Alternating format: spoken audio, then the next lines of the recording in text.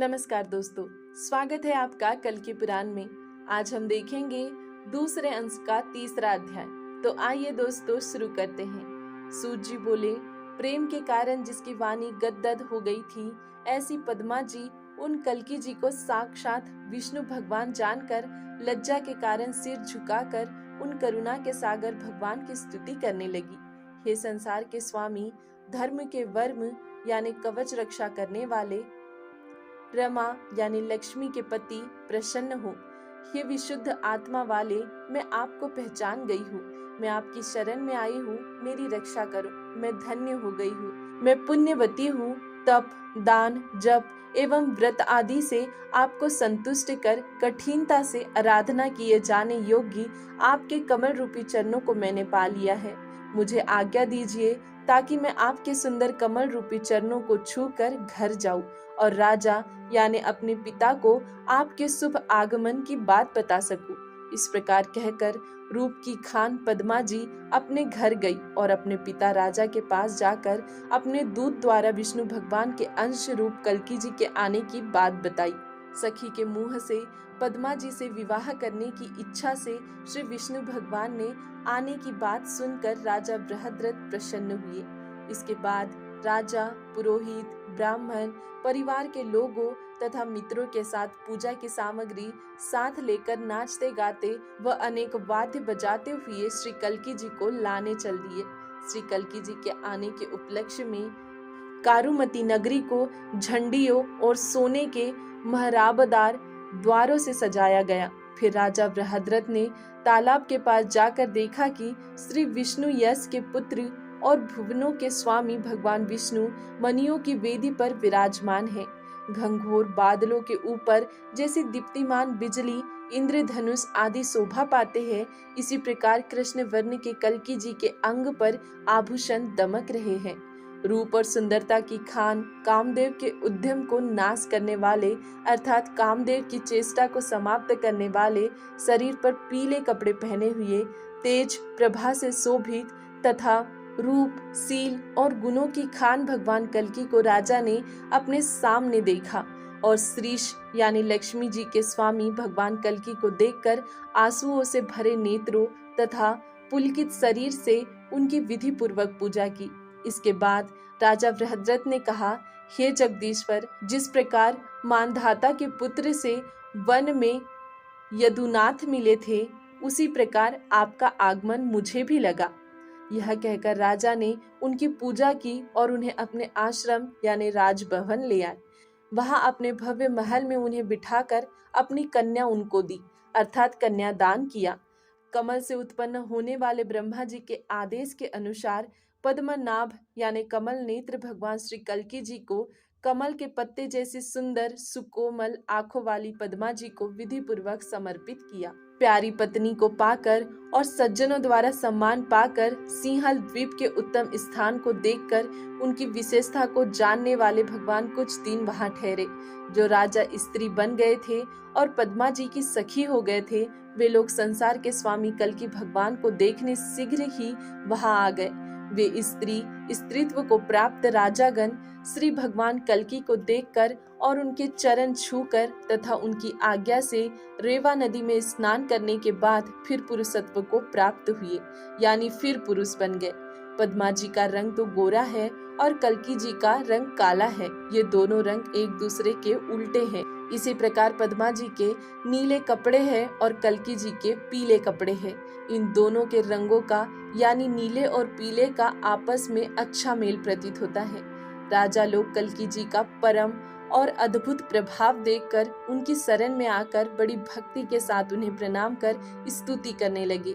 हे देव, आपकी जय हो, आपकी जय हो।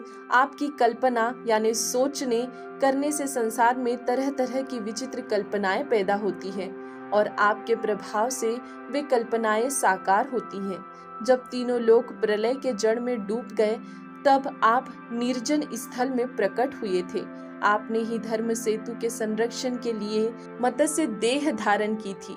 राक्षसों की सेना जब इंद्र को हराने लगी और तीनों लोकों को जीतने वाला अत्यंत वीर हिरण्याक्ष जब इंद्र का संहार करने चला, तब उसका नाश कर पृथ्वी का उद्धार करने का संकल्प कर आप वराह यानी शुकर के रूप में प्रकट हुए थे।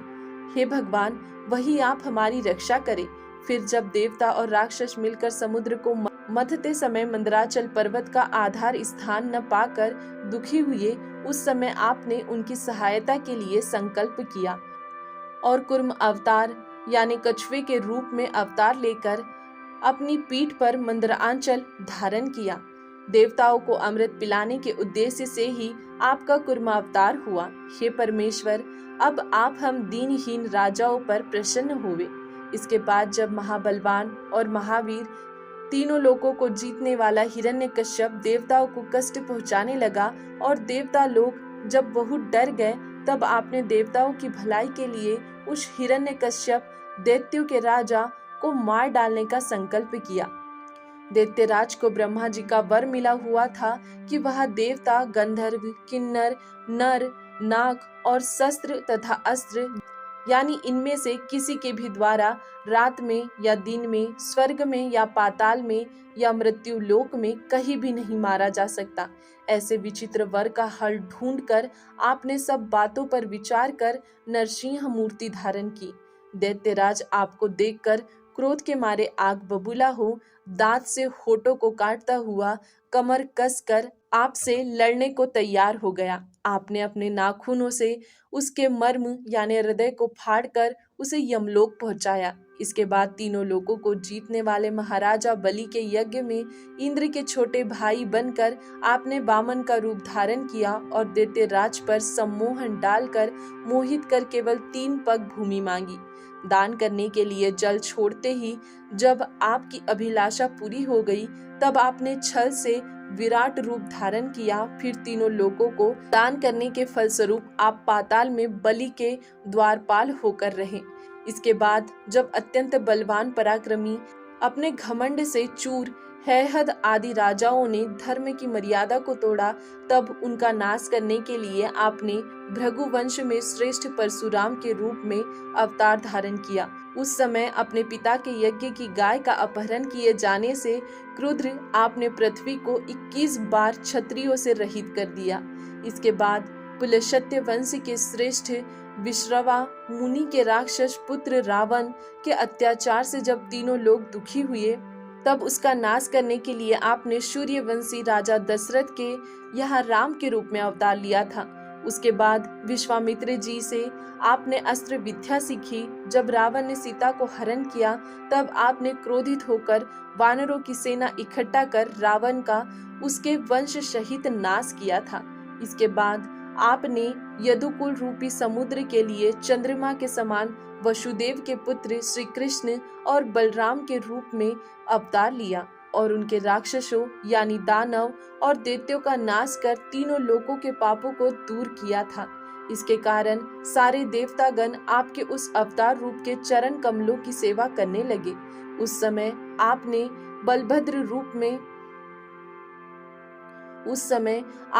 बलभद्र रूप से भी अवतार लिया था। इसके उपरांत ब्रह्मा के बनाए हुए वैदिक धर्म के यज्ञानुष्ठानों में आई अनेक क्रूरता देखकर आपने बुद्ध अवतार धारण किया और संसार त्याग द्वारा माया प्रपंच से रहित मोक्ष प्राप्त करने का चतुराई भरा उपदेश दिया, परंतु कर्म मार्ग का स्वयं उल्लंघन नहीं किया।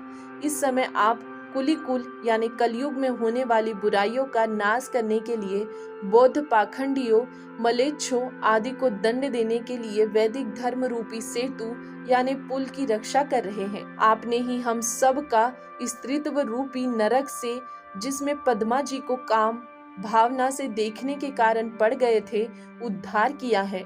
अतएव हम लोग आपकी इस कृपा का वर्णन कैसे करें, अर्थात वर्णन करने में असमर्थ है। ब्रह्मा आदि देवता भी आपकी लीला जो आप अवतार लेकर दिखाते हैं नहीं जान सकते, अथवा आपको अवतार विषय की इच्छा कभी नहीं हो सकती। हम लोग स्त्री दर्शन करने से कामदेव के बाण से पीड़ित हुए और मृग तृष्णा यानी प्यास से भटकता हिरन जब गलती से रेत को ही पानी समझकर उस ओर भागता है, उसी प्रकार दुखी जीव है। हमारे लिए आपके कमल रूपी चरणों को पाना अत्यंत कठिन है। आप कृपा के सागर है। आप करुणा भाव से एक बार हम पर अपनी कृपा दृष्टि डालकर हमें ठांठस बंधाइए। दोस्तों, यहाँ तीसरा अध्याय समाप्त होता है। अगला अध्याय देखेंगे हम अगले वीडियो में। तब तक के लिए धन्यवाद।